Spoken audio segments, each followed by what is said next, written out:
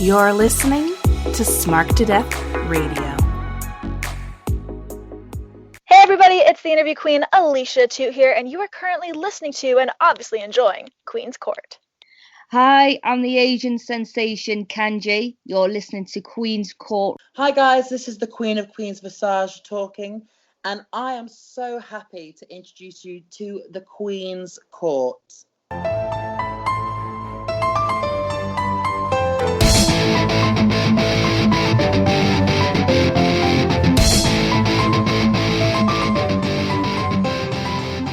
All right, everyone, welcome back from that small commercial break. And I have her with me. As I said in the beginning, she's here. I'm so excited to be speaking to Laura Mauro. How are you, Laura? Hi, thank you for having me. I'm very good, thank you. Oh, good. I'm so glad you're here to talk with me today. It's so nice to have another female voice. I feel like constantly, especially on my show, I've only had one lady that wanted to come on. So for me, this is really exciting. I love to talk to other female wrestling fans, and especially for this episode, to be able to talk and speak with you about pro wrestling journalism. I'm super excited.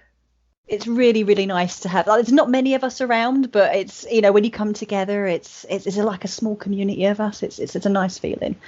It is. I feel the same way. So for the Queen's Courtiers listeners, would you mind just giving a little brief background on who you are and what it is you do? Right. So I write articles and opinion pieces for Daily DDT, for Bell to Bells, which is a women's wrestling website, and for Steel Chair magazine. So I get around a little bit. And when I'm not writing about wrestling, I also write fiction on the side. So I do a little bit of everything. You do a little bit of everything. Yeah, I get around. Hey, well, you know what? That's all right. We like that. We like to dabble in all sorts of things. And of course, being a wrestling journalist, I would imagine you enjoy wrestling, right? Oh, yeah, you'd hope so, wouldn't you? Yeah. You would hope so. So. Yeah, I watch a lot of wrestling. I watch a lot of different things. Not as much WWE these days, but I'm kind of branching out into sort of New Japan and pro wrestling, even a lot of kind of smaller independents. So, but I did, as a lot of people do, I started off with WWE and WCW, so I have pedigree in that. Yeah, that's kind of where you got your beginnings. I feel like everybody is that similar way. Back in the day, we didn't have as many options as we do right now. And the world is so global and so interactive and so on the internet that we could stream and look at most anything we'd like to. It brings us into different perspectives and different personalities and different languages, which I feel is so beneficial as a wrestling fan to have your worldview broadened.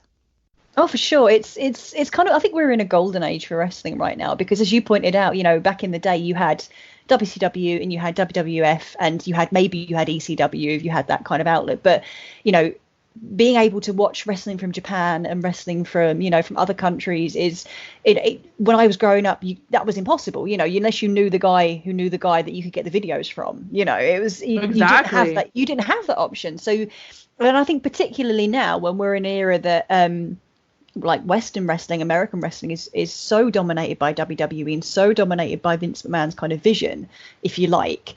I think it really is important that we've got this access to. There is a whole world of wrestling outside of WWE, and we have access to it, and it's amazing because, like you said, different perspectives, different philosophies, different ways of wrestling, different, just understanding that the world of wrestling isn't just Vince McMahon. It's a really good thing. Absolutely. Yeah, I totally feel the same way. And especially because if you're stuck watching only one promotion and that's what you really like, that's great. But I feel like you're limiting yourself within the professional sport or sports entertainment business. You're not allowing yourself to look elsewhere. And that's something I feel sad about when I hear people that's like, no, I only watch WWE and that's it. And I'm like, oh, but there's so much out there. You got to just try one thing. Right. It doesn't have to be like the same things that I like. I totally get that for some people, New Japan might not be their thing. I get that. But then, try Stardom, try Eve, try, MLW. There's just so much out there that might appeal to you. There's Revolution Pro Wrestling. Wrestling, there's AAA, there's everything. You know, there's literally a whole world of wrestling, and there's going to be something out there that pushes your buttons if you just, you know, just take a look at a few different things.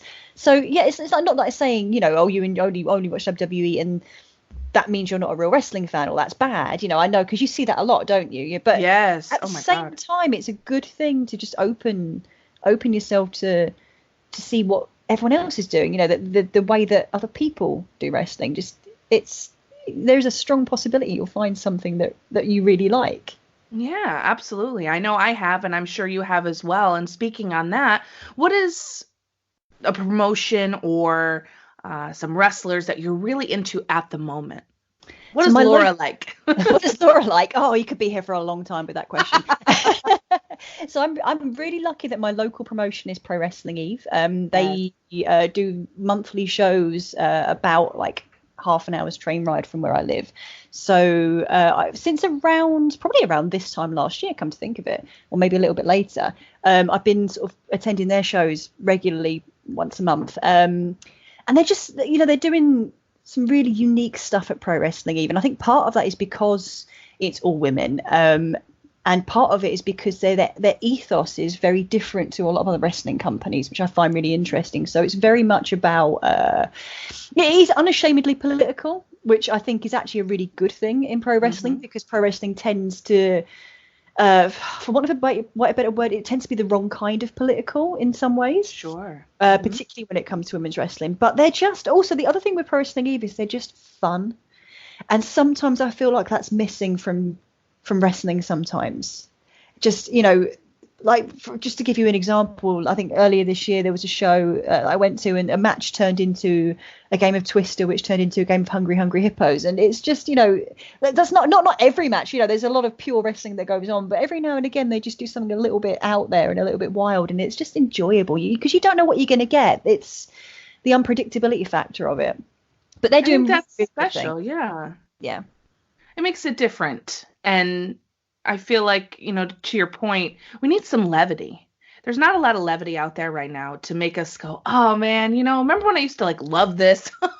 Let me love it again and have some fun and be a little cheeky with it and enjoy. And I feel like a lot of people could benefit from seeing a show or a match like that. I totally agree. And I'm not saying that everything has to be comedy wrestling. You know, I get comedy wrestling is divisive, and I do understand that. I mean, I've always been a fan. You know, I love Colt Cabana. So, you know, Colt Cabana is kind of the god of comedy wrestling. So, you know, I will always fall down on the side of comedy wrestling is good, actually. But, you know, when you look at, okay, let's WWE is the obvious example here. Really, you've kind of got the New Day, and they're the only kind of a bit of light in what tends to be either very serious or kind of very niche, weird humor that doesn't quite translate universally. But whereas you've got the New Day, and they're there and they're just having fun, and they're kind of goofy, and they're kind of, you know, clearly having a wild time, and that translates to everyone, I think. So it's good to have something that's a little bit lighthearted and a little bit. It just, I think, when wrestling takes itself too seriously, you know, that's when it starts to disappear up its own backside a little bit. Sometimes, not always. No, I understand. Not always, but yeah, no, you're right. I feel like that's a lot of things, and especially in the quote unquote mainstream, that we're losing.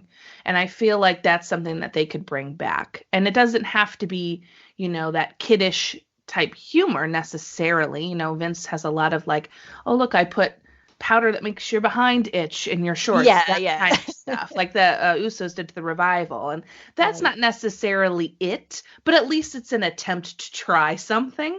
I'm wishing it's a little more like the New Day and a little less like that.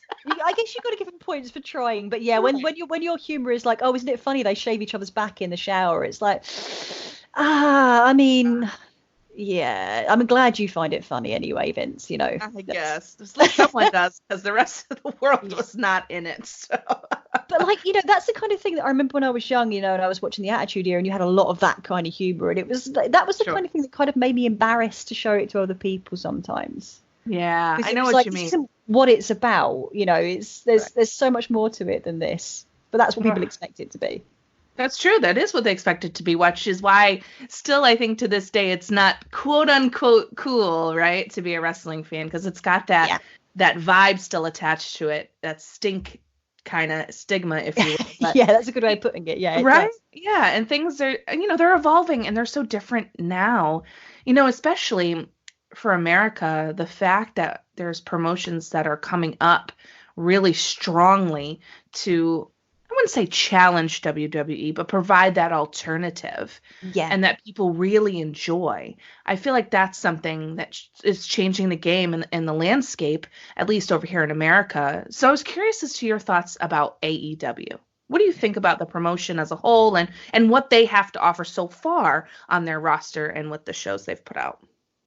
So I mean, I think overall, like philosophically speaking, I think AEW is a really good thing overall. I remember back in the days we were talking that you had WWF, or as it was then, but you also had WCW and you had ECW, and this is before WWE kind of like consumed them all and just became a giant bloated entity. But what was great about that is you had competition. So WWF or WWE was trying, literally to actively compete with WCW, to actively compete. Okay, not so much with ECW, but the point is that it couldn't get complacent, it couldn't get lazy because it had something else. Viewers could go somewhere else, right. And that's been missing in American wrestling, particularly. That's been absent for quite a long time now. So one thing that my fond hope for AEW is that it does take off and that it does become an alternative. And we say it's not challenging yet, and you're right, but I hope it does challenge, not necessarily because I want WWE to fail, because I don't, but I want WWE to be better. And I feel like there's no incentive for WWE to be better right now because it just churns out whatever it wants to churn out, and because it's basically the only company doing what it does on that scale, people will just consume it because it's all there is. So AEW, I feel like if it ups its game and I think, is it October it goes weekly, or is it? Yes. October, yeah. Yep. So I'm kind of hoping that it does take off and that people embrace it, because I think competition is a good thing. I think it's a good thing for Vince to be a little bit, on the back foot, and to be aware that, you can't just put out a half-assed product, and you can't just sloppily book it and, turn up to SmackDown and with 4 hours to go and rewrite the whole show just because you feel like it. You've actually got to put some thought into it now. But in terms of AEW itself, the events they've put on so far, I think, have been good quality. I think the wrestling has been good. It's similar to WWE, but it's not the same, which I think is a real key, particularly at this early stage, because I think it's quite shrewd, because I feel like there's a concerted effort to draw WWE fans towards them by having these kind of notable similarities, but by also providing something that's noticeably, off that track. I really like what they're doing with their women's division so far as well. I think Nyla Rose is a very cool addition to the roster. They're treating her, like a real, like, you see that how Nyla Rose is, and you think that's how Nia Jax should have been booked the whole time. Oh, yes. I'm so glad you said that. Yes. Yeah, like that's how you book a dominant monster female heel. You book her like Nyla Rose. You don't just piss about, excuse my language, sorry. You don't just mess around like you do with like they did with Nia Jax for such a long time. So I think it's got a lot of promise, and I do hope, for wrestling's sake as a whole, that it succeeds. Yeah, I do as well. To your point earlier about WWE, I feel like they rest on their laurels a lot, and it's a little bit of lazy booking, and I just feel like so this is what I'm going to do. Excuse me. And they take for granted that the fans that watch are just going to like deal with it. Yeah. And I feel like in this day and age, that's just not the case anymore, because of the fact that we can and do watch other promotions. I find myself watching WWE less and less because it's not giving me the same love that I have when I watch New Japan or when I watch Stardom. So absolutely. For me, it's like, well, why am I here? Why am I viewing your product then if this is how you're going to go? If there's no thought and real intricacy to how you're going to do these things, then I'm really not interested, because I can find that other places. But when I want to see a legend, or when I want to see, big fight type feel, then I'll watch WrestleMania. But your weekly programming isn't impressing me. And that's the hope that I have for AEW as well. I'm hoping that their weekly programming is similar to how they've been booking their pay-per-views, in that everyone has a chance to shine in their own way. And that I find they are doing quite well so far for being in their infancy. So I like that part a lot. I also really like the women's division. Yeah, for sure. I agree with you. Yeah, I also like the women's division quite a bit. Bea Priestley's, just what an addition in general. Right. And then all these other wonderful Joshi, wrestlers, and, Britt Baker and Nyla. It's like, this is a big potential here, and I'm really excited for that, as well as the tag team division. It's something that not a lot of other promotions are putting such a heavy focus on. So I feel like they're giving us something different, but you're right. It has sort of a WWE type vibe sometimes. Yeah, and I feel like as they go along, that I sense they'll kind of move away from that a little more as they find, because I think they've obviously got to find their own identity as they go on as well. They put on a couple of big shows, and you can see that they've got an idea of what they want to be, and that's great, but it is going to take them time to bed in. And obviously, I think when it comes to writing a weekly show, that's a different challenge from having one-off pay-per-views. They're going to have to have a consistent style. They're going to have a consistent vision. And I think that's where we're going to start to see AEW kind of pull away from WWE and go in a different direction. And I have faith that they will do that, because I think the team that they've got have, obviously you've got creative differences with WWE, and I think they've got certain issues with the way WWE do things, which gives me hope that they will sort of consciously try and give us something different, and you're right, actually you're spot on when you say about tag team division. That's a really, really good point, because tag team wrestling is something WWE has kind of treated as an afterthought for such a long time. And when you've got the Bucks, obviously they live and they breathe tag team wrestling, so it's great. I think that's the key. You've got people on AEW staff who deeply care about different aspects of wrestling. So you've got the Bucks, who are all about the tag team wrestling, but also all about the spectacle, which is great. But then you've got someone like Cody, who's very old school in a lot of ways. His match with Dustin was so old school wrestling, and I was actually mesmerized by that, because it just took me back to my childhood and watching like really old school WWF, probably pre-Attitude Era as well. And then you've got Kenny Omega's kind of, whatever you think of him, I think he's got an incredible creative mind. Sure. And he also, by his own admission, cares a lot about women's wrestling, cares a lot about Joshi wrestling in particular. So I have a lot of faith in him to kind of create, because I guess one thing that NJPW has always given that WWE doesn't necessarily give is a focus on long-term storytelling. Yeah, which is something I really value in wrestling. I really love, WWE always feels a bit myopic, like from week to week the storyline is, a storyline can be going on for 2 weeks, and in week 3 it just gets dropped, and it never comes back again. We've just forgotten all about it. And NJPW, to the most part, they're better at continuing a stories, and a story that they told a year ago, it may not pay off until a year later, but it will pay off, and the payoff will be worth the wait. And I think Kenny Omega in particular is kind of a master of that. So that's kind of, I'm really hoping that AEW has a similar outlook, that it's got this kind of long-term storytelling and it focuses on the story, because that's, I know I love the sports aspect of it, but I love the entertainment aspect of it as well. That's why I watch wrestling and not boxing or whatever other sport. I love the drama of it, and I would love to see them have these really well written, relatable kind of stories that you just don't get in WWE right now. Yeah, and that's, I think, what's going to really set them apart is that storytelling and how they craft that intricacy between the wrestlers. Not only physically, but verbally. How are they going to tell and sell that story with their words and physically, in terms of not just the wrestling, but their body language? And that's, I think, something that they will be able to do very well. And I'm hoping anyway that, when I talk to you in, let's say November, that we have something good to say, you know what I mean? Yeah. I am. My fingers are so tightly crossed. I really want this to I want the promise that they're showing to pay off, and I have faith.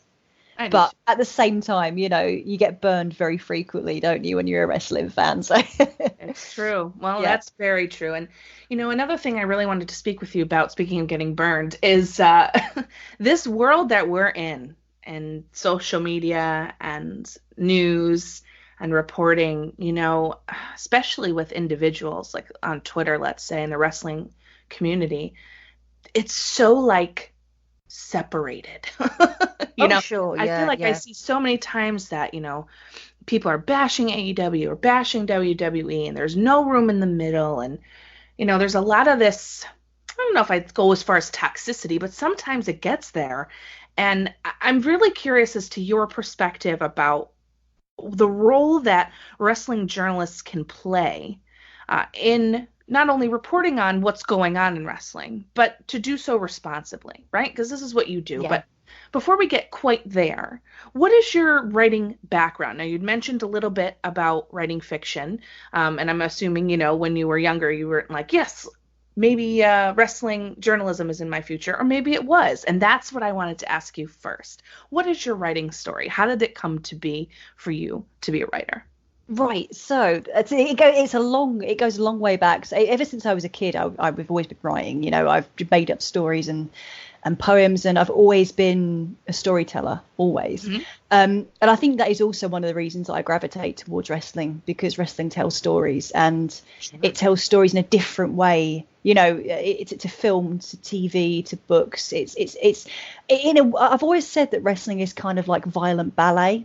Or yes. It is, or like or like theatre, but with like theatre with gymnastics. It's just this really wonderfully unique way of telling stories. So I've been a professional. Well, I hate the word professional because I still don't feel like a professional, but a published writer since 2012 of short fiction. So I started off writing short stories.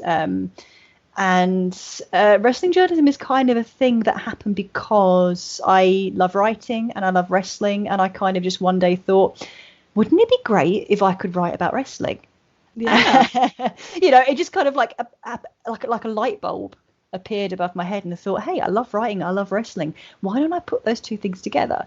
And it's great because I've been really lucky to write for people who indulge my kind of my narrative streak. They don't mind me being a little bit prosy on the page. It's not just, I don't have to be just like a dry news story if I don't want to. They've been really encouraging of me writing, in a style that suits not fiction. Obviously I'm not writing fiction, that's the whole point, right? But like the same kind of style, like there's a little bit of imagination, a little bit of life to the prose, which I like. So yeah, it's been really fun kind of adapting to journalism, but also trying to retain a little bit of that kind of that personality that I try and put into it. Yeah, it's got your own spin, your own flair, your own, like you said, personality into your writing. I try to. Yeah, and I hope it kind of works. But yeah, I feel like writers have their own identity, even in journalism. I feel like it gets lost sometimes. I'm just like saying what's going on. But when you really go into the opinion pieces and history type of writing, it can get really entertaining in that way. Yeah, and those are the kind of things I like to read. Yeah, me too. Things where someone's put a little bit of themselves in there, because obviously you got your news pieces, but if someone's reviewing a show, I want to know what they thought. I want to know what it made them feel, what it made them think. That's why I watch wrestling, right? I watch wrestling because it makes you feel and think things. So I want to know what it's making people think and feel. Yeah, of course. And plus, what's really great about that, especially, in opinion writing and in podcasting as well, you get to hear other people's perspectives, and that can either maybe, confirm, oh, wow, someone feels the same way I do, or, oh, man, I didn't think about it like that at all. Like, I feel totally different. And that, I think, is very good and a positive thing for us as wrestling fans to kind of foster that. Well, we all have different opinions. It's not necessarily a bad thing. Yeah, definitely. Like, we're not fighting each other. So like you touched on this a second ago when you're talking about sort of like WWE versus AEW, and I hope AEW fails and I hope WWE fails. And like, so I'm coming from a perspective of right now I'm kind of like very much a lapsed WWE fan. I cancelled my network subscription a little while ago because it just wasn't doing anything for me. Even NXT, which was previously the love of my wrestling life, I just the magic is kind of gone a little bit for me now. So I'm taking a break. We've not split up. We're just taking a break. We're working some things out. That's right. I love that. But like, I don't understand the kind of very all or nothing attitude that some people have. Like, you don't need to be loyal to WWE, because WWE is not loyal to you. No, and not just WWE. To be fair, like no one promotion is loyal to you specifically. They're out there doing their own thing, right? And they're doing their own thing, and it's a business as well. But there's so much vitriol, and it's not even between promotions. It's between wrestlers. If you love Baron Corbin, you suck. I love Baron Corbin. Why do people have to be so kind of like intense? Yeah, these things. Like I love doing these kind of podcasts as well, because I'll be talking to people and they'll have a completely different perspective on something to me, and I'll kind of think, in my head I'll be like, well, I don't agree with that, but at the same time it's actually really cool to hear you explain why you feel that, because it's valuable to get outside your own head sometimes. Yeah, it absolutely is. And it's good to have perspective in your life, not just in wrestling, but in general. It's always good to reflect on why you feel a certain way and why that is your opinion, and what was the root of that and how did you come to that conclusion versus how did someone else come to their conclusions and opinions. And that's a valuable tool to have for just success in life. But I feel like in wrestling fandom and interaction on social media, that's something where people could take more pause, I think. I think so as well, yeah. And you see these on if you go on like Squared Circle Reddit or any of those places, and there's always kind of like two tiers to the conversation. You get people who are like having a nice civil, I don't agree with you, but that's cool, which is I love that. That's great, because it's no one's going to change each other's mind. That's not the point of it. No one's trying to go, actually, I think you should think of it this way. But it just goes to show that wrestling has to do a lot of different things, because you're catering to a lot of different people, and a lot of people want different things, and that's why it's a good thing. You've got WWE, you've got New Japan, you've got AEW, and hopefully they will all do something slightly different, because there's a lot of wrestling fans out there and we all want different things from the product. But also then you get the guys who are like, like I said earlier, they're just tearing each other apart for the most ridiculous reasons, and that I don't get. Particularly, wrestling is not, and I say this as somebody who lives and breathes wrestling, but it's not be all and end all. It's not, it's not life and death. It's just you're meant to enjoy it. Yeah. And if you're just screaming at somebody because they don't like Alexa Bliss and you think she's the best thing in the world, it's like, are you really enjoying it? Is that how you enjoy things? I'm slightly concerned. Yeah, me too. That makes me very nervous when people are shouting like that and getting really angry, so to speak, about silly little things, and in the grand scheme of the world. But I feel like there's a lot, our society in general has gotten very open in terms of, I'm going to say my opinion, and I'm going to be very vocal about my opinion, and my opinion is, that's it. And I feel like a lot of people are on the defensive end of that as opposed to the open end of that. And I wonder how that translates into journalism. What do you think the responsibilities are of somebody who is a wrestling journalist, and like your thoughts on things like dirt sheets in general? Right. I think that's a really interesting question, actually, because and something that I do think about, especially when I'm writing pieces, and especially when I'm writing opinion pieces, because it's very easy for you to get dogmatic about things, and sometimes that's important. I think, like, if I've been approaching issues like the representation of women in wrestling, or the treatment of particular, I think I wrote one about the way that Lita was treated during the Edge Lita Matt Hardy kind of, and you do get very passionate about it, and I think that's okay, but I think there has to come a point where you draw a line under it and say, I can be passionate and I can tell you this is what I think, but you have to know that you are only ever saying what you think, particularly when it's something like that situation where you're not privy to everything that's gone on. And I think this is where dirt sheets, I'm not a big fan of dirt sheets. I think they tend to do more damage than good, because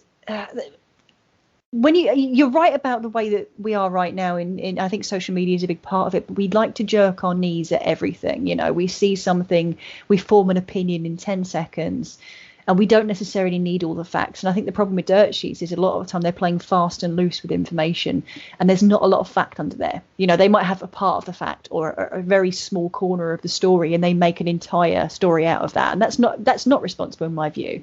You could damage somebody. This is the problem with social media, as we can see. if a person makes a mistake, you know, you do get a mob, you know, and sometimes there's justification in that. If someone, you know, being racist or transphobic or sexist or whatever, you know, they should be held accountable for it. But then equally, there's mistakes. You know, people make mistakes, and forgiveness for mistakes is not, you know, it's in short supply, I think, sometimes. And then you get dirt sheets that maybe talk about people's personal lives, or they throw rumors out about things that's basically hearsay, and that can damage people. That can really damage people, or it can kind of fan the flames of existing discourse, you know. And it can be as simple as people just hating on a particular wrestler or a particular storyline or a particular promotion, but it's unhelpful is what I'm trying to say. I think it's not helpful. It doesn't help create nuance, because nuance is missing, and you don't get nuance from just throwing rumors out there and like half a story or a half-baked kind of piece about something that someone heard, that their mate heard, that, you know, someone said. There's not. I kind of feel like we had a lot of power, you know, and it doesn't, not to kind of make us sound really pompous, but like when you're a person who writes pieces that get read by people, you have a certain degree of power, and it's the onus on that person who is writing that piece to make sure that it's factually correct, you know, on a very basic level, because if you're putting a load of crap out there, a lot of people will read that and never do any external research. They'll just take your word for granted. But also that you're not contributing to a kind of atmosphere of, you know, and I think toxicity is a fair word for it, an atmosphere of toxicity in which we're already seeing people at each other's throats for a lot of things, and there's no need to kind of contribute to that. You can have opinions and you can be passionate without tearing other people down, I think. Yeah, and that's such an important aspect to being a member and participant in the wrestling community and social media, but also as a journalist and as a writer. That's a huge deal. And I feel like, you know, a lot of people, and myself included sometimes, we like the gossip a little bit. It's interesting. It's fun. You know, you get a little tongue in cheek sometimes. But I think when it goes too far is when at least I get uncomfortable. You know, a lot of people, you know, stuff gets put out about XYZ wrestler, right? And it's very personal. Maybe they're struggling mental health, or they're struggling with an addiction, or they're struggling with, you know, just something personal that's going on in their life. And that's blasted everywhere. And I understand that as a celebrity, you know, your life is under a microscope in a lot of ways. And it's hard to keep a lot of things private. But that doesn't mean that it's all right for everyone else to take advantage of that situation. Sure. You know, they're human beings at the end of it. I think it's very easy for us to forget that these are human beings, you know, and also, you know, the responsibility of if you're dealing with people who maybe are not in a good place mentally, and you're speculating wildly over the internet and spreading rumor, that's not going to contribute to making them better. That's actually going to, you know, you could make somebody way worse by doing that. So you've got to kind of bear that in mind as well. What effect am I having? Yeah, like, absolutely. You know, because they're real people, they're human beings. I think it is easy to forget that. It is easy to forget that in a lot of ways, because you just see them on screen. And while social media has allowed us into their lives a little bit more, and we get to see their personal side, right, outside of work, and what they do with their friends and vacations they go on, it makes it more personal. In a lot of ways, I still feel like people are disconnected from the fact that they're real humans too, and they're not, you know, perfect, always this X character, right? Yeah. They have real feelings, and like they go through shit just like we do. You know what I mean? You know, I wonder how much of that is down to. So there's the kind of social media age is kind of a unique problem, because obviously, you know, we know that wrestlers are playing characters, right? But nowadays, there's a very blurred line between the wrestler, the character, and the wrestler, the person. You know, you're seeing this, like, I think obviously the bringing of Seth Rollins and Becky Lynch's real life relationship into WWE is a good example of this, because the lines are being very blurred there, and there's a potential for it to get really messy. But I think that contributes to us kind of having this ambiguous view of wrestlers as people, because we're never sure. Like when you go on social media, you're not 100% sure if a person is posting in kayfabe or they're posting as themselves, and it gets tricky, because if somebody says something objectionable, is it as a kayfabe heel, or are they just being an actual dick in real life? It's, you know, Right. We don't know. It's hard to draw that line. So like Lacey Evans, I think, is a really good example of this, because everything that you see about Lacey Evans in her real life that we can confirm anyway, not talking about rumor, I'm talking about things that are empirically factual. She seems like a decent human being for the most part. But then you get a lot of the stuff that she says in kayfabe, which obviously makes her sound awful, which is the point. You know, she's meant to be awful, but that blurs. And you get a lot of people who then think maybe Lacey Evans is awful. And then you get the third layer of that, you know, under real life and under kayfabe, which is rumor. And you get stories of, well, I heard that she did this in the locker room one time, and I heard that this happened.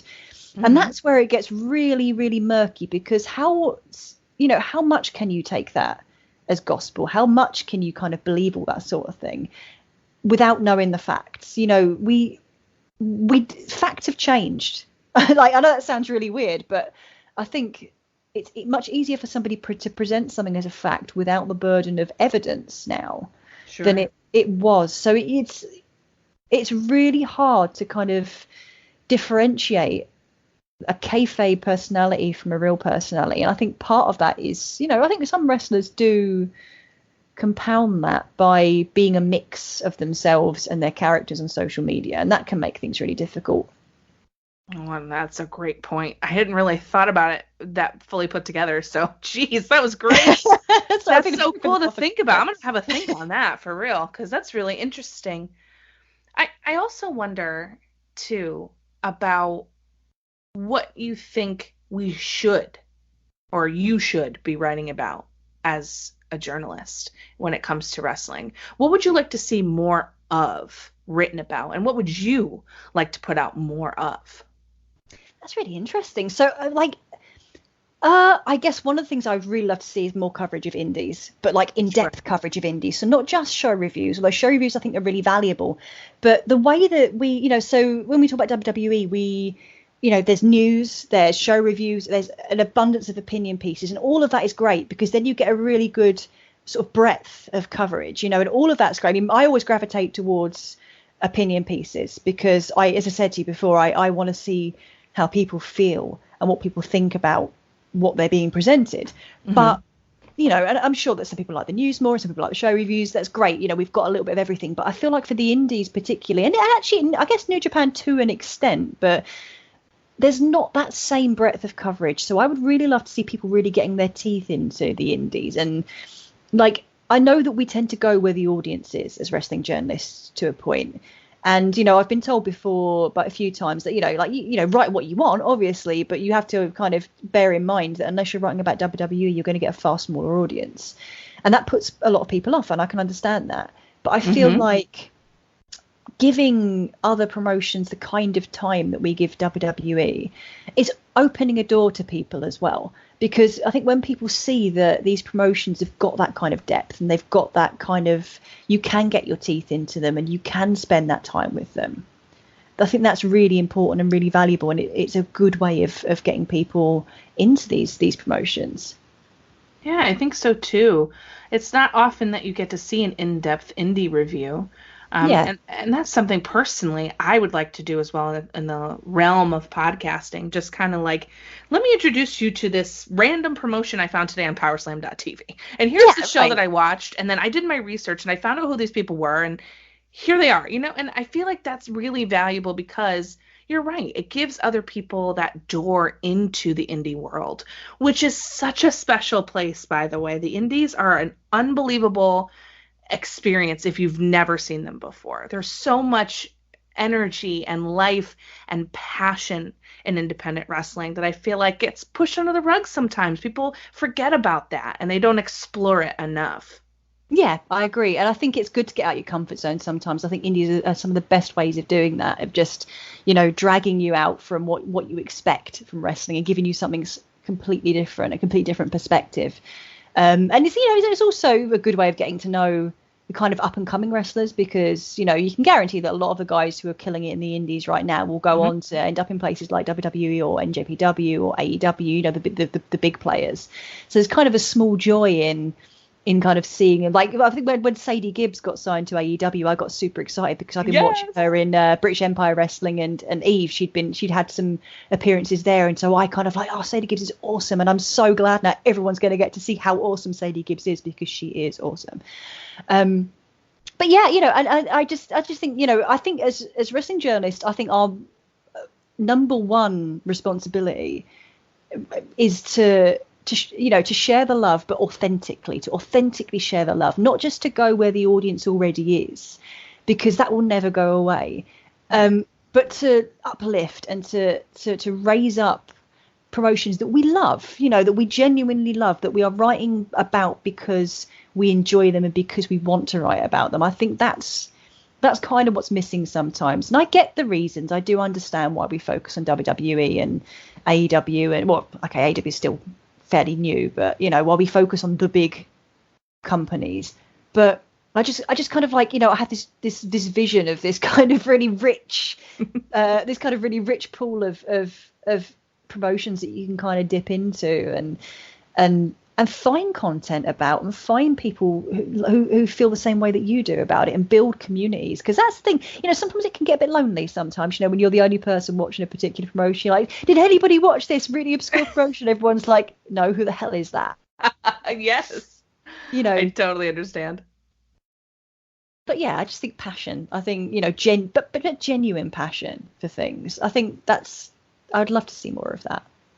Yeah, for sure. I hope so too. I hope that's the path taken forward by a lot of wrestling journalists, and just to give us that different experience and, you know, widen the eye a little bit. Yeah. I think that's great. And I also hope for more coverage of women's wrestling. Yeah, for sure. Just to have that come more to the forefront. You know, just for me as a fan, I'd love to read in general, of course. So anything that I can get my hands on for that, I'm really interested in. I just want to learn more. And I feel like a lot of people are the same way. So I'm really hopeful for that aspect as well. For sure. Yeah. I mean, I've been really lucky to work with a lot of people who are really passionate about women's wrestling, like Kristen Ashley, who runs Bell to Bells, is really, you know, she's kind of on a mission to make women's wrestling, you know, just to improve the quality of coverage, but also improve the amount of coverage, you know, so and have a place for people who care about women's wrestling. And I think that's something that's missing right now. It's a place that we can, you know, you can go to that just doesn't just cover WWE, but covers all women's wrestling, and has that kind of, it takes it seriously, which I know sounds like a silly thing to say, but I feel sometimes like women's wrestling is still kind of a bit fluff. People think of it as a bit fluffy and a bit not as serious, not as important, not as professional, and that's just rubbish. That's total rubbish. You know, I want that attitude gone. You know, women's wrestling is doing some incredible things right now. Absolutely, hands down, some of the best wrestling in the world. For sure. All you've got to do is watch Stardom for, kidding. For 5 minutes and like watch, you know, and you'd be blown away by what these women can do. You know, and we're just not getting that kind of coverage. I wish we did. I wish we did too, and I hope that moves forward in the forefront of people's faces. I want that in their face, just so they can see it, you know. And so someday it'll just be wrestling, and we won't have to be defined necessarily by gender. We can that's the dream, isn't it? Like at some point we won't have to worry about is there parity, is there gender parity on this show? Have you got enough of is your women's division focused on enough? You know, because it will just be second nature. Yeah. That's what I hope for too. I'm glad we're on the same team. Well, you know, as women in this field, you know, I don't write, but you do, and I podcast, and as women in the wrestling industry, so to speak, you know, we're outnumbered a lot of times, most of the time, really, to be honest. And it's such a beautiful thing for me to connect with other women who are just as passionate about wrestling as I am, who love to have these type of conversations where we can dive in as women, as fans, where we can present our point of view and perspective. And I can imagine for you as a writer, that's important, especially in this field. Definitely. Yeah, it definitely is. And I've been really fortunate and, you know, a lot of the time it's men kind of have to open the gate for you, which is frustrating. But at the same time, it's really gratifying when you kind of have male colleagues who will open the gate for you. Yes. And kind of, that's, I always say, there's nothing wrong with, I get that men don't choose to have privilege, but if you have it, use it, and use it to do things like that, lift up women's voices and encourage women to write, because I do think that we've got a unique perspective on things, because, and I say the dream is that one day we won't have a unique perspective, because it will all be equal and there'll be parity and it'll be wonderful. But right now, with the way that wrestling is, we don't have that. We still have WWE, months and months after doing an entire pay-per-view about their evolution and stuff, running shows that women aren't actually allowed to go to, and having 10 minutes of women's wrestling on Raw, or putting out the bare minimum. It's just going backwards. That's still happening. So it is important for us to be able to turn around as women and say, this is bullshit and this is why. Because who is more qualified to point that out than the gender that are not being represented, right? I'm not saying that men can't do it. Of course men can do it. Oh my God, yeah. And I'm glad that men do. It's always pleasing when men call this out. But I think it's one of those things that we need to we do need to have a voice. And, there are more women journalists coming through, Harmony at Daily DDT is a really important voice. And everything she writes is gold. There's a lot of women out there that are doing good stuff. So it's improving. It is getting better. And it's really nice to see. Yeah, it's a beautiful thing to see. It is. I'm loving it, and I'm very fortunate to be on a network on Brainbuster Radio where all of my male colleagues have encouraged me, wanted my voice, were interested in my opinion, enjoy that, and lift me up instead of, not opening the door at all, as you spoke to. And my other show, DYWTSB, who gave me my start in podcasting, was the exact same way, and still are right now. And they're very supportive. And everyone I'm surrounded with, I'm very lucky that they're like, this is great. We need more women. Yes, bring in more. And I'm like, okay, I'll find them. All the women. I'll search the internet. I'll find them. We are legion. And what's great? I think I discovered this more when I started watching New Japan, because New Japan's got a huge female following. And I feel like if you make your promotion welcoming to women, they will come and they will speak and you will hear them. One thing New Japan is good at doing is acknowledging its female audience and being really welcoming to them. Sure. And I think, that's kind of translated into the West as well, because I see quite a lot of women even though there's no women's wrestling in NJPW, which is obviously a can of worms for another time, because it's a huge can of worms. It certainly is. I think you can have an all-male promotion that still welcomes women and understands what women want and understands how to make women comfortable. I think that is very much a thing you can do, and I think New Japan does do that very well. Absolutely. I totally agree. And that is another can of worms. And Laura, maybe we'll just have to have you back on Queen's Court so we can have that conversation. I think that would take an entire podcast episode by itself. I think it would. And I'm so down if you are. Yeah, let's do it. Let's make it happen. I love it. I have to have a stiff drink before I go with that one. Have one or two, honey. Yes, one or two. But it has been my absolute pleasure to speak with you today. What a fantastic conversation. I have enjoyed this so very much, and I know everyone listening is going to love your perspective and what you had to say just now. So thank you so very much for coming on Queen's Court today. And if you would be so kind, would you tell the listeners where they can find you and all of that really great information? Absolutely. Thank you so much for having me, by the way. It's been great fun. You can find me on Twitter. I'm at Laura N. Mauro, and you can find me writing over at Daily DDT and Bell to Bells and Steel Chair and various places. Well, people, I know that you fell in love today just like I did. So you're going to follow her, of course, and I will link all of her information below. And stay tuned for the next segment on this week's Queen's Court. Hey everybody, Big Paws on a Pup JPQ from No Particular Angle, and you're listening to Queen's Court with the Queen of NE on Brainbuster Radio. All right, everyone, welcome back from that quick commercial break. And of course, as promised in the intro to this episode, I have him here, the man, the myth, the legend, Mr. Kevin Carroll from Friday's Wrestling Reverb, and of course so many other things, which is why he's here today. And I'm going to let him tell you all about that. Kevin, how are you? I am great, Queen. Fantastic. Thank you so much for having me on the show. It's been a dream of mine for weeks now, months even. Months, weeks. Well, you're finally here. I'm stoked to have you on Queen's Court.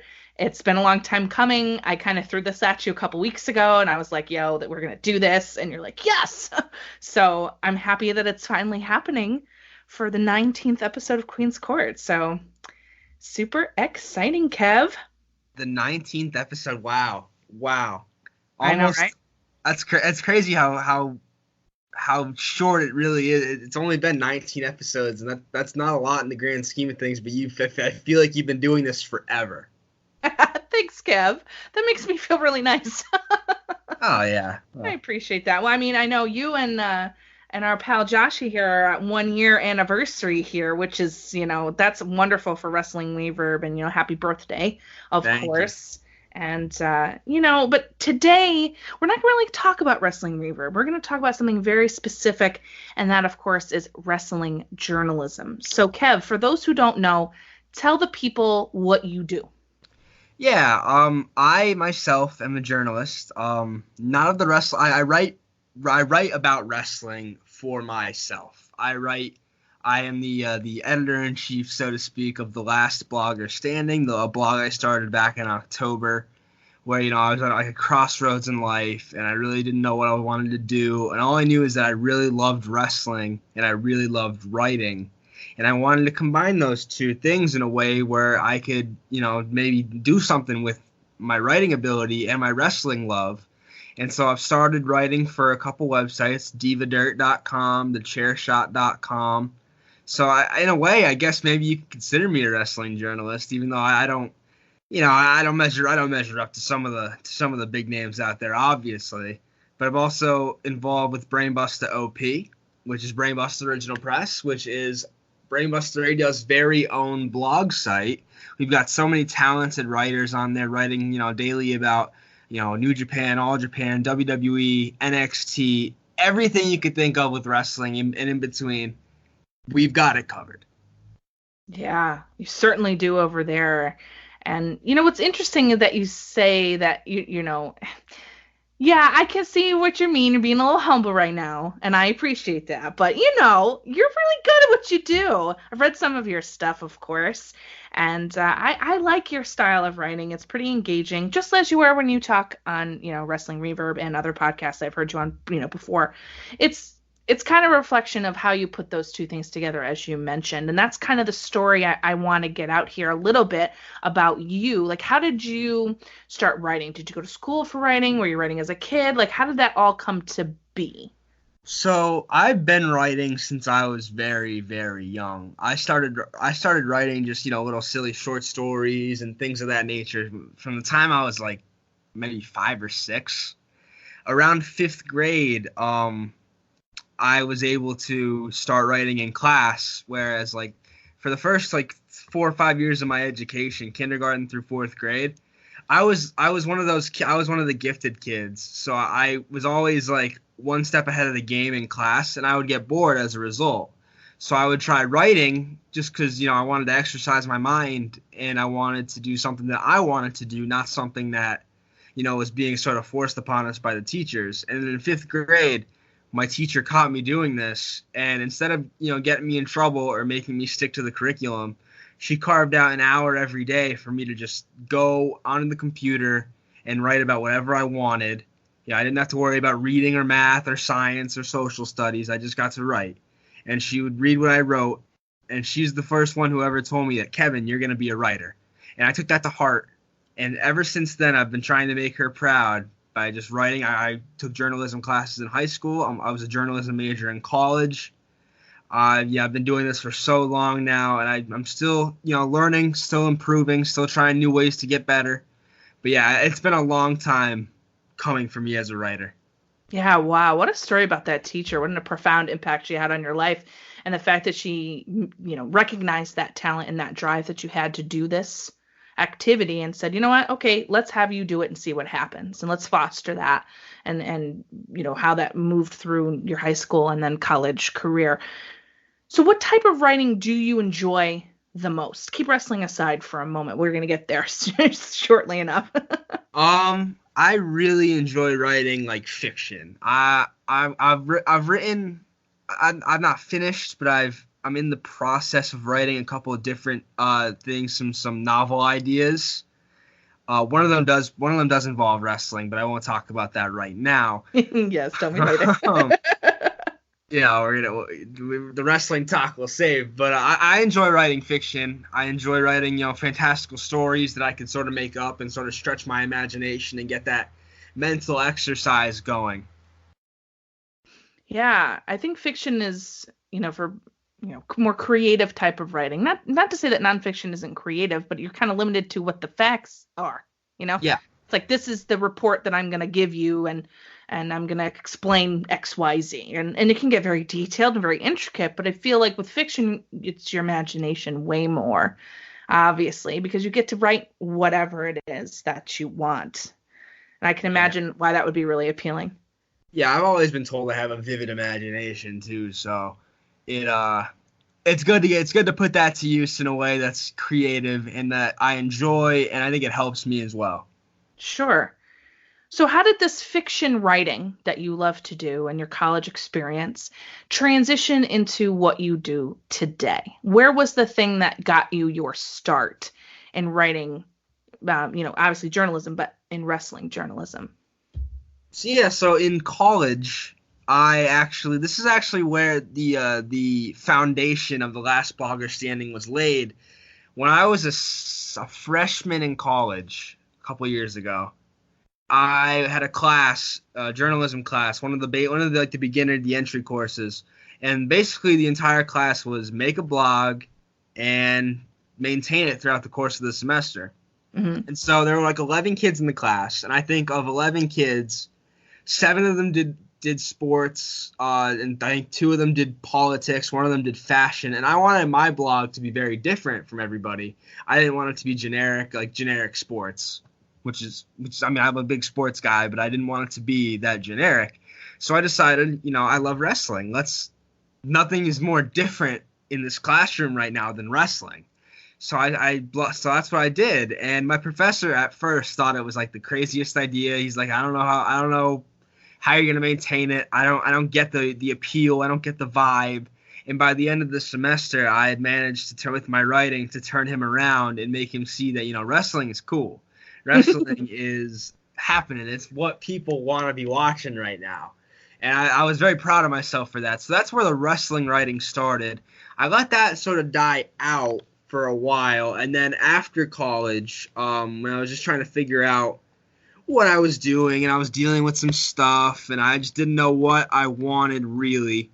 I knew I wanted to be a journalist, but I didn't have any inroads to get there at the moment. So I just started writing my blogs, and it sort of led me to this point where I was able to link up with, other bloggers. I was able to link up with podcasters and do shows.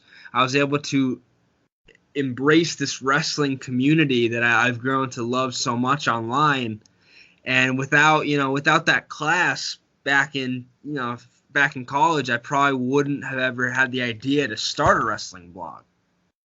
Yeah, it kind of was your platform, your foundation into how that's connected you to wrestling Twitter and the community that you've built and found there, and the podcasts you've been on, and working with Josh, and then working with us at Brainbuster Radio. So I can imagine that kind of, if you look back, you're like, whoa, like that's like profound, because I did this thing to be different, and now look, a couple years later, here you are. That's got to be kind of weird, but cool, but weird. Yeah, it is. It's been a very cool experience, very crazy experience. I never saw myself, podcasting and being like a wrestling Twitter figure. Maybe that's a little braggadocious, but right. I talk to people online, and I've been able to enjoy myself and also offer something to the world with my wrestling writing. Yeah, for sure. So you mentioned Diva Dirt and thechairshot.com. So how did you end up writing for them and being a contributor for those websites? Yeah, so for a few months when I started the blog, I was just solely doing the blog. And obviously that's a labor of love and not a labor of financial stability. So I wasn't able to, I don't make money off the blog, obviously, but I wanted to find a way, because I was unemployed at the time. I wanted to find a way to make some money doing some freelance writing. And I thought, is there a way to do this while still maintaining my ability to write about wrestling? And so I saw openings at both these sites, divadirt.com and thechairshot.com.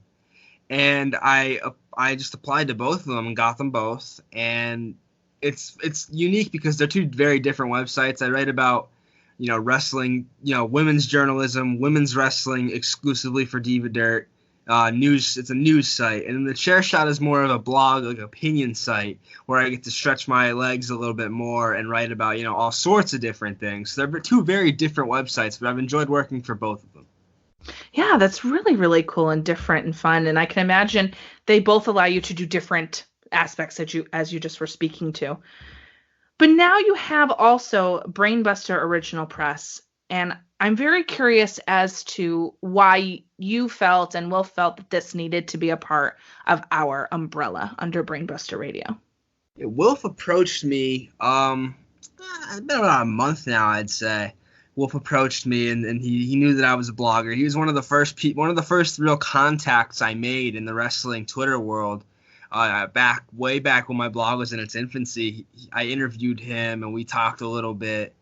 And then, lo and behold, X amount of months later, I'm here on Brainbuster Radio, and he approached me and he's like, we need, we've got the radio, we've got the podcasts, we're working on Brainbuster TV. How about a Brainbuster blog site? Because there are so many talented bloggers out there on Twitter that just don't have a place to get they don't have a platform to get their work out there. And so we started it up. We approached a few different bloggers on Twitter, and then we made it so anyone could blog for us.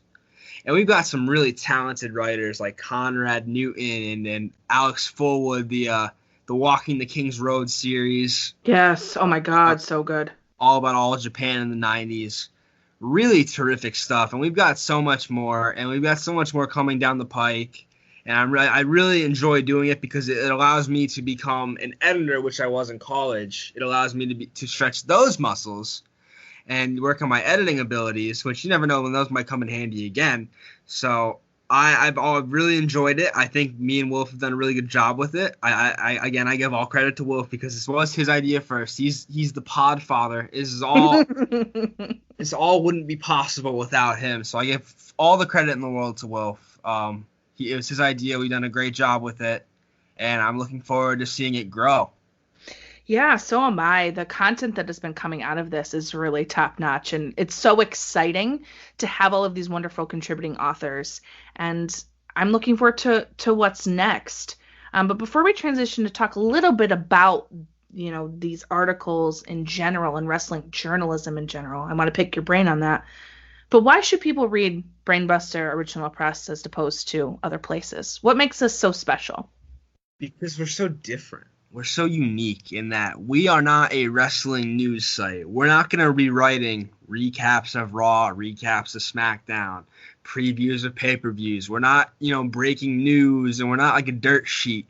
We're not one of the sites that just tweets out anything to try to get a few clicks. We have original, thought-provoking, driven pieces of content from fabulously talented writers that you won't find anywhere else. You won't find the content that we provide anywhere else. You really are missing out if you're not reading Brainbuster OP. I can say that with 100% certainty. If you're out there listening to this and you're on the fence about reading, go to our website, bbr. I don't even remember the site off the top of my head. Brainbuster Original Press. Yeah, it's bbr.home.blog. There it is. I got you back, buddy. It's a lot to remember. That's a poor reflection of me, but honestly, that you're fine. That really go to the website, pick a blog, any blog. There's so much on there. and you will realize what you've been missing pretty quickly. Absolutely. And just when you head to bbr.home.blog and you go to the articles section, there's a drop-down menu and you can find something for you, which is exactly what Brainbuster Radio brings every single day. There's a different podcast for everybody out there. There's a different article for everybody out there. We have WWE, New Japan, AEW, opinion pieces, retrospect pieces, classic Japan, Ring of Honor, Impact. Like literally everything that you could possibly think of is here already. And we're just in the infancy. So I give full credit to you and Will for getting these amazing people on here to share their minds. There's some really cool pieces in there that I think are, a necessary read. The Walking the King's Road 3-part series, out of control. You have to read that, especially. My personal opinion.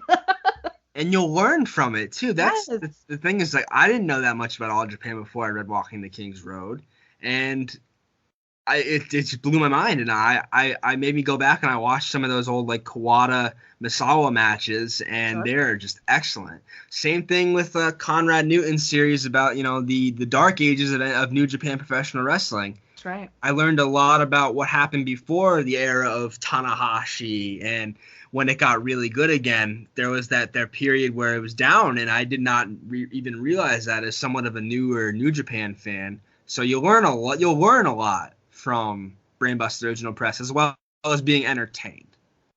Yeah, I agree with you as well. Nah, I mean, I'm a little biased, but I also agree. Yeah. That's okay. You're allowed to be biased. I'm allowed to be biased. I'm the queen, right? Come at me. Try it. No, I'm kidding. So for you, what's been your favorite piece that you've written so far that you're really proud of? Oh man, there's a couple. I'm sure there are. I know for my own personal blog, one of the things I would do is I'd write Mental Health Monday pieces, and it was sort of an outside, non-wrestling look at mental health, and there were some pieces where I was able to write where mental health and wrestling intersected. I know a lot of people on this in this community that I know are also dealing with some mental health issues, and I've written a lot about that extensively. And I'm proud of those. I'm very proud of my interviews, my 10 question segments I've done with everyone. Yep. They're really good. And for Brainbuster Original Press, I wrote a blog about positivity and how important it is to stay positive and to find the good in wrestling and to find the things you really love about wrestling as opposed to the things you really hate. And focus on those things you love because it's healthier. It'll make you happier. It'll make you appreciate wrestling more because wrestling is so awesome. I was really proud of that one. Yeah, that was one of my favorites too of yours. I enjoyed that. It's nice. It gave me a fresh perspective on like, maybe Queen, you need to take a step back and chill out. And just try to relax a little bit and enjoy it. Yeah. I feel like, right, exactly. It's very common, and it's very popular to kind of really shit on things sometimes, and that's just, it's not really what you need to do. You got to be positive. Yeah, it's just so much easier to be positive. It is, yes. And I know people out there are prone to be negative, and I've found myself falling into that trap before too. So I can't say, I can't say it without a hint of hypocrisy, but it really is so much better to just, like wrestling than to hate like it. I know. I agree. And then just to be positive in your interactions as well, which is something you spoke to, and I think it's great. But I find a lot with wrestling journalism. There's some things that make me a little red flaggy. Like, ooh, I don't really know how I feel about that. In terms of how people are expressing their opinions and taking other people's opinions, I wouldn't say lightly, but they're not taking them seriously enough, right? And only showing one side of a story as opposed to being more well-rounded and showing each side and kind of giving your analysis from there. So there's some things that I've seen personally that I wanted to talk to you about because this is your thing. This is not my forte. I'm just a reader. I don't write. I'm not a journalist. So I guess, what do you think are some of the responsibilities that wrestling journalists have? I think there's more than we even think about. I think that we sort of take wrestling journalists I think we take the idea of wrestling journalism lightly, in the fact that really anybody with a source and a keyboard could consider themselves a wrestling journalist. But there are so many irresponsible people out there that do that. Not to name names off the top of my head, but there's definitely a lot of people I've seen on Twitter tweet things out as journalism, in the name of journalism, and they're wrong. You have a responsibility as a journalist to not just be right. You're going to be wrong sometimes, but you have to be transparent with people, number one. You have to let them know that, take this with a grain of salt. You never know if I'm right or right. I might be wrong. I might be right. You trust your sources indefinitely. That's never going to change. You always trust your sources, but you always have to allow for a little bit of leeway with your reporting. You can't just say, this is what it is. This is what I say. This is gospel, because people will take you at your word for that. There are some writers out there who treat every single thing they say like it's the absolute truth. And you can't have that attitude, because you're not going to be right 100% of the time. And you have to own up to that. That's a responsibility. You have to own up when you're wrong. And I honestly don't ever see that in wrestling journalism, and even in journalism in general. Like, if you're wrong, you're wrong. You have to own up to that.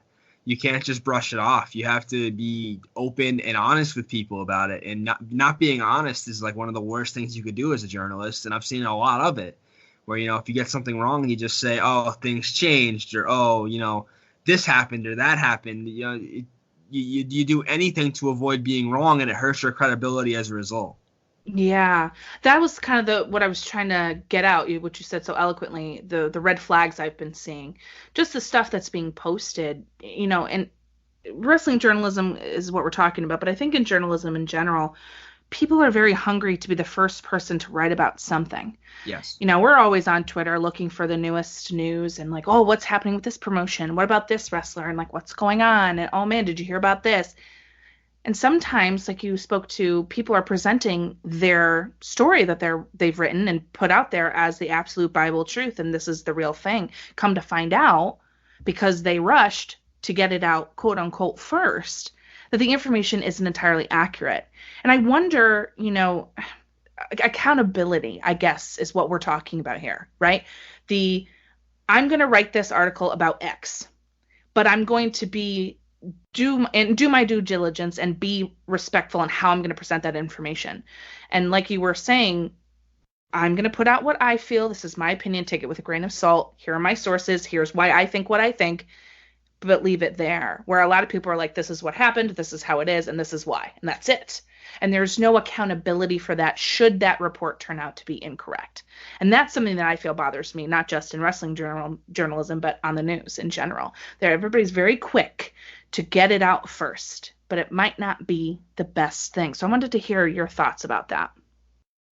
Yeah, that's you really nailed it there. Being first in journalism is a plus, that's for sure.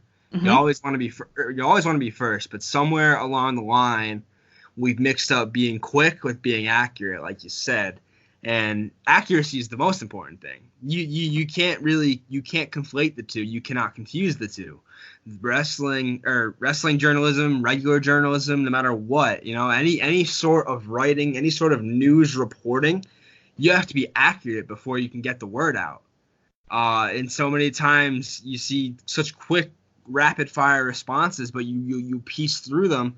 And I think a lot of writers only write for the headline. I think they write a headline and then they hope no one looks past it into the actual article, because that's where you begin to find mistakes. And, wrestling journalism is so much more than just a headline. It's the actual story is so important too. Like, you could have a headline be so misleading, and that's a common trick in journalism, is to have that misleading headline, hope people see that and respond to it and click on your article, but they're really hoping that you don't look through the lines into the fine print of the article and see where these people are sort of twisting words and sort of taking the truth and twisting it up to where it's really not the truth anymore. It's a common trick. I've seen it plenty of times. You're going to continue to see it because it's just the way of the world. But it's a sad state of affairs when that is the way of the world. Yeah, and especially in our global society, in our instant internet society where we have supercomputers in our hand and information spreads faster, quick, unbelievably fast in terms of, hey, did you hear this? I can shoot a text out in 2 seconds. And here's a copy paste article link, And that's the kind of responsibility that I feel a good wrestling journalist should really take into account, that this is a very serious thing. I mean, with wrestling, I feel like the wider world doesn't understand it as a whole, that doesn't watch it. They're like, oh, that's that fake stuff. And why are you into that? Blah, blah, blah. Well, we know all that. We understand that. But for those of us who are really in it, I mean, these are people's lives that you're reporting on or talking about or forming an opinion on as well. Just like any other movie celebrity. It's the same type of thing. It's just very different avenues that they are participating in. They're different types of performance, but people still talk about it.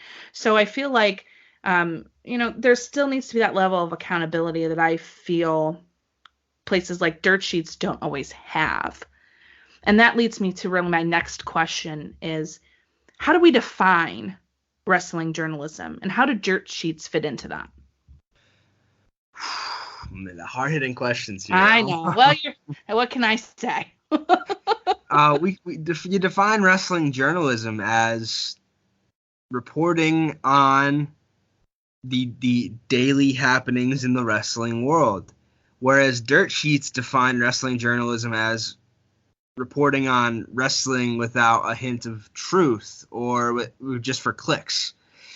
Journalism isn't just about clicks. That's where dirt sheets separate themselves from honest to God journalists, is that they're driven by ad revenue and by clicks, and they will tweet out, report on, say just about anything to get those clicks and to get that ad revenue. Whereas honest to God journalism, wrestling journalism, is about getting the facts right.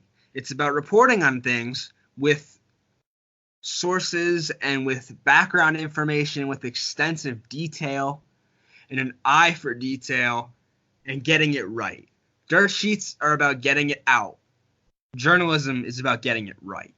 Oh, I really like the way you said that. I feel the same way. I mean, the dirt sheets serve a purpose in one sense, to get you that quick information or something like, oh, hey, this is happening, blah, blah, blah, but no real depth or explanation.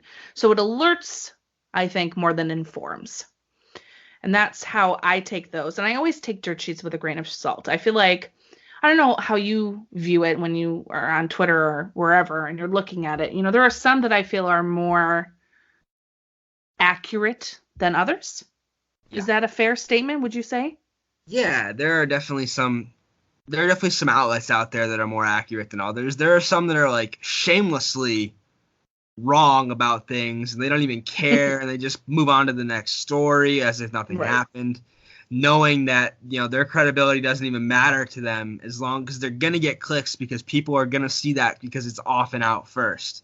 But there are outlets that do their due diligence, and even though they're not right all the time, they get it right sometimes. And there's value in that. You're not losing all your credibility that way. You're getting it right about how you're getting it right, maybe more often than you get it wrong. And even though getting it wrong is something that you just want to avoid at all costs, it's going to happen no matter what. Like, no one's perfect. At the end of the day, we're all fallible and we all make mistakes. So journalists out there make mistakes. I've made mistakes. Wrestling journalists make mistakes. It's really about limiting those mistakes and being transparent about those mistakes when they do occur. Yeah. And I also wonder about how wrestling journalism is going to move into the future. As somebody who really loves to read, I know a lot of people that don't.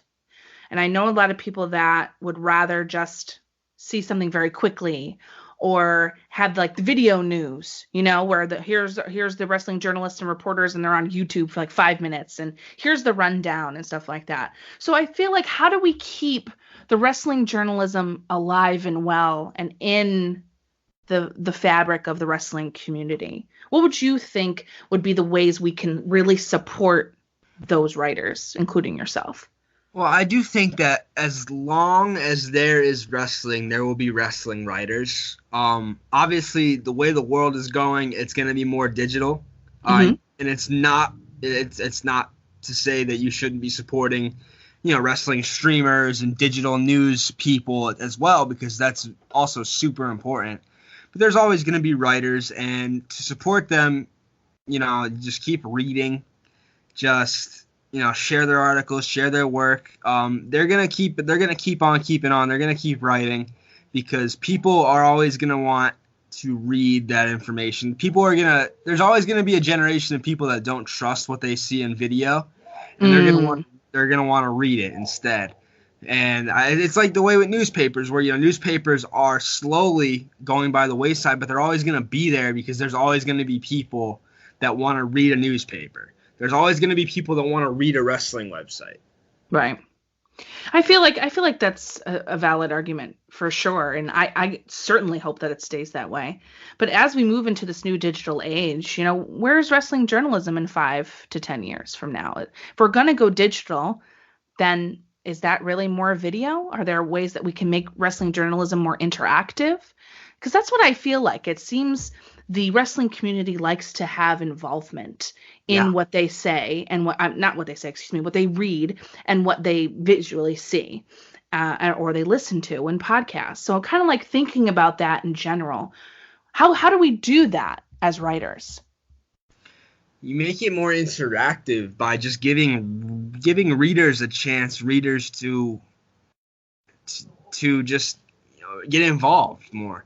You ask them for help. There's such a thing as spectator journalism, where you don't have to have a fancy degree and a huge following to go out and report the news. If you like I said earlier in the show, really anybody could be a wrestling journalist if you have a source and a keyboard or a phone even. So I think that more and more you're gonna see more and more people popping up as sort of extensions of these news outlets. I think you're going to see news outlets turn to the people more for information as we go forward, because interaction is huge with wrestling Twitter. Sure. Everyone likes to be involved. And I really think that with people getting more, I think people will get more involved as time goes on. I think you'll see these outlets grow instead of shrink, honestly. I think more people will tap into the wrestling journalism world. I would like that, Kev. Really, I would. I'm a consumer. I love to read. I really do. I read books all the time. And I enjoy, like I do with podcasts, listening to people talk about things I don't know about. That's how I learn best. When I was starting into New Japan, for example, I would listen to New Japan podcasts. I had no idea what was going on. But I was like, okay, I'm going to listen, and I'm going to try to figure out what it is while I'm watching it. Because, when you enter a new promotion, you're like, what?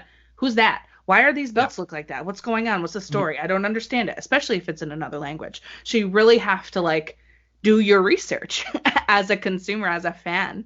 And for me, it was wrestling podcasts that I would listen to. And then I turned to the writing and I was like, oh, these guys write blogs. This is even better. Then I can learn about the history.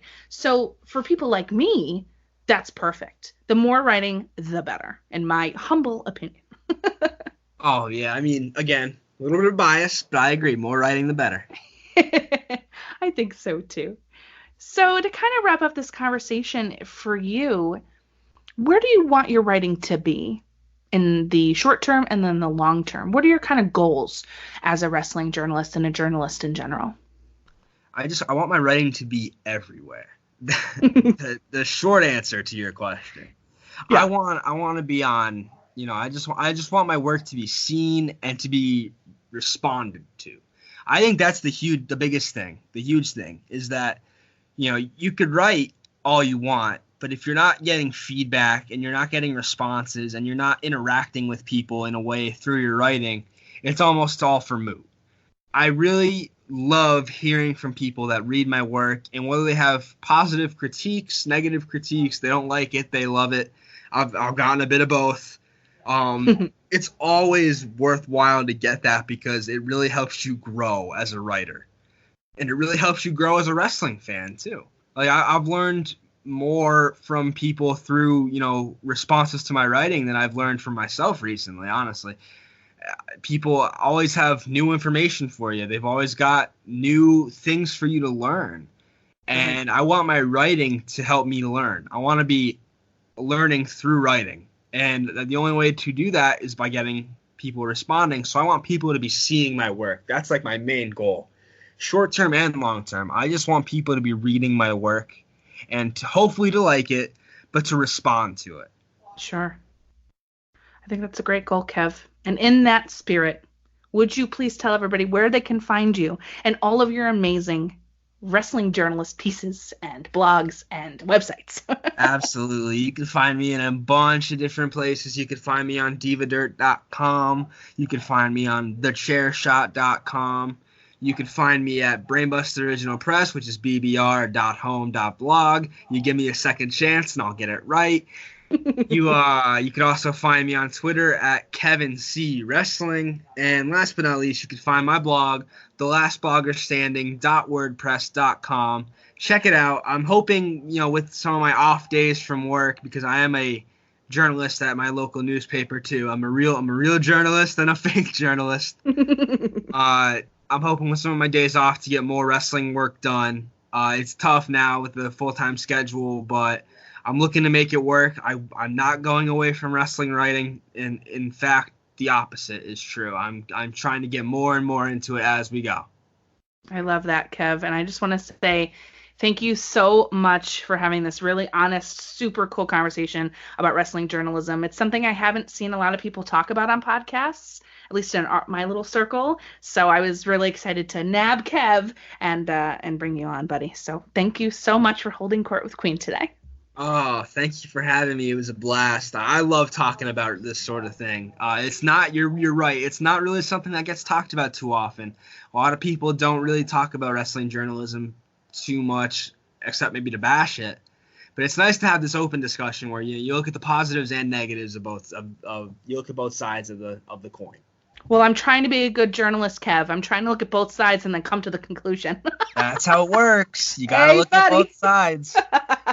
I do try. Well, anyway, of course, my Queen's Courtiers, please go follow Kev on Twitter and follow all of his amazing articles on all of the cool websites he just told you about. And, of course, on Wrestling Reverb every single Friday on Brainbuster Radio. All right, kids, we're back with the Queen's Courtiers Questions segment. So I have a couple of questions to answer this week.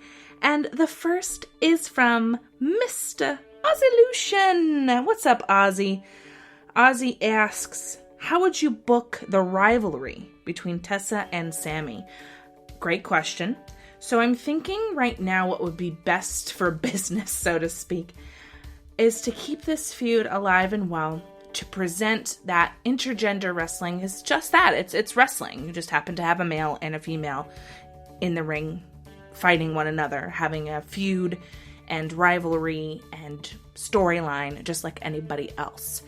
That, I think, needs to be something that's normalized, especially for the wider community. Now, that's not to say that intergender wrestling or male versus female wrestling is for everyone. I understand that it's not everyone's cup of tea, and that's cool.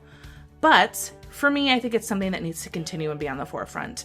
I would book it where they have a couple of more matches, but ultimately in the end, if it was my choice, I would have them be in the end.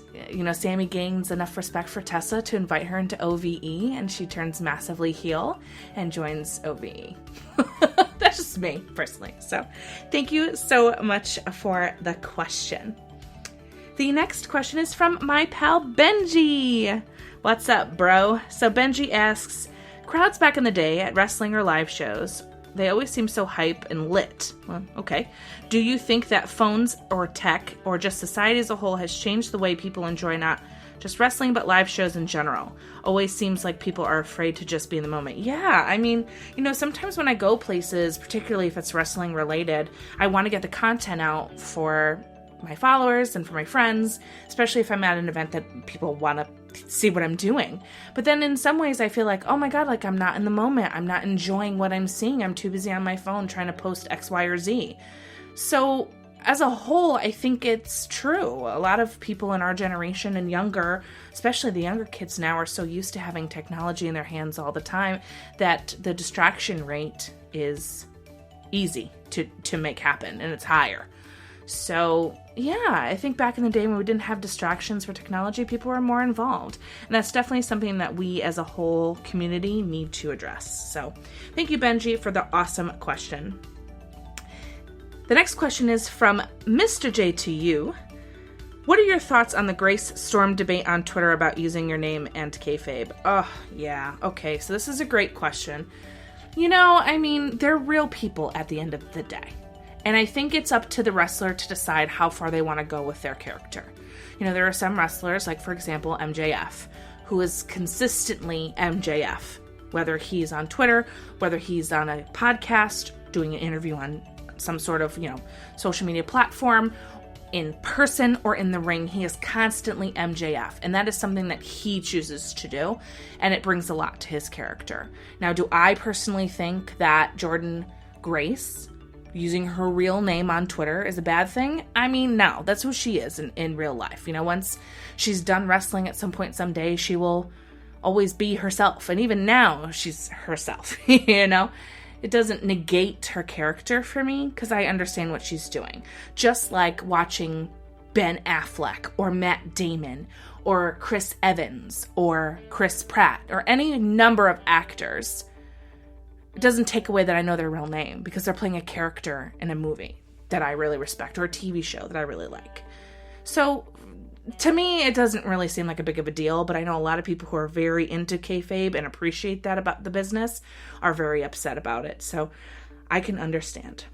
Great question, Jay. Thank you so much. And the last question is from Shelton Stilley. He asks thoughts on SmackDown. Oh no, not SmackDown, Smackville. I didn't watch it, so I really couldn't tell you, but I did see that people were very, very into it, actually, and they seemed like it was a cool show. I'm not really sure why it happened or for what purpose, but here we are. All right, thank you so much for that question. And that'll do us for the Queen's Courtiers questions segment, my friends, and it's now time to do the Jester and Crown of the Week. For the Jester of the Week, boo, I'm gonna go with Jim Cornette. Some of the stuff that has been on his social media has been just truly unacceptable for me.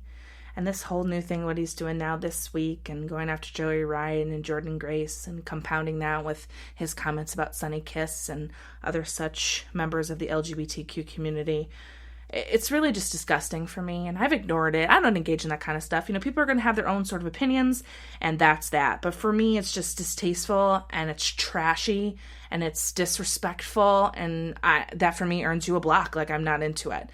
I wasn't following him in the first place, but now it's a block. Full out block to not have it be seen on my timeline. I'm just not interested in the garbage behavior. Moving on quickly from that, because that's enough airtime for that dude, let's go on to the Crown of the Week. Yes, Queen! Yes, the Crown of the Week. And the Crown of the Week goes to the New Japan Pro Wrestling and the G1 Climax, people. It's blowing me away this year. I'm so enjoying it thus far, and they're getting the Crown of the Week, baby. But that brings us to a close of this week's episode of Queen's Court. Stay tuned for next week's episode, which is the 20th episode. Your girl has something big planned, so I hope to see you back. And as always, babies, please enjoy the rest of your day and be kind to one another.